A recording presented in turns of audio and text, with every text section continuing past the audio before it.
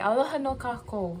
I'm going to be sewing an uluna ho'olu'olu with you guys today. So in Hawaiian, uluna is pillow and ho'olu'olu is to make something comfortable, to make something pleasant.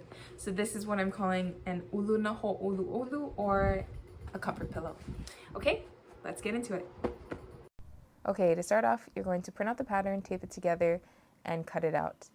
I know this might seem pretty simple, something you could just measure, a rectangle and a circle, but I really tried to get the measurements exact so that everything just fits together perfectly and you don't have to do any extra work. When you're laying your pattern out on your fabric, I figured out that you can make exactly 6 if you lay your pattern this direction, but if you have a directional print, which I do in this case, and you have to turn your pattern to the side like that, you can make 5.5. So go ahead and cut out your rectangle, and then you're going to need 2 circles. So just go ahead and fold your fabric in half so you only have to cut them out one time. Place your circle on top, and this one can be kind of tricky. It's up to you if you want to use scissors or rotary blade. But then there you have it. You've got your 2 circles and your rectangular piece.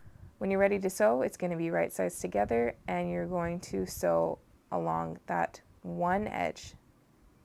Before you start, it might be smart to mark off about 3 to 4 to 5 inches depending on how big of a hole you want for stuffing the pillow afterwards. I think I chose about a 3 to 4 inch gap.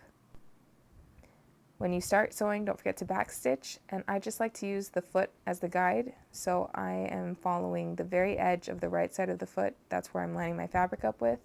After you sew maybe 1 to 2 inches in, you're going to stop sewing and skip. That's going to be your 4-inch gap, and you're going to leave that like that so that you can stuff it when you're all done.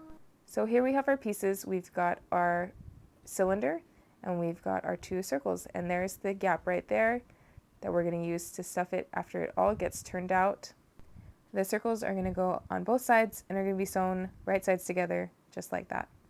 Now, sewing the circle to the cylinder is the tricky part. What I like to do is put the straight edge, which is going to be the cylinder, on the bottom, and then I like to put the circle on the top. So that way when I'm feeding it through the machine, I can just try to keep the bottom straight, and I use my left hand to turn the circle as I go.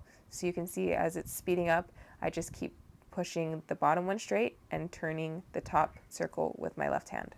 Now this might take some practice, but if you line up the edges perfectly and sew it just right with the same seam allowance the whole way around, it should line up perfectly.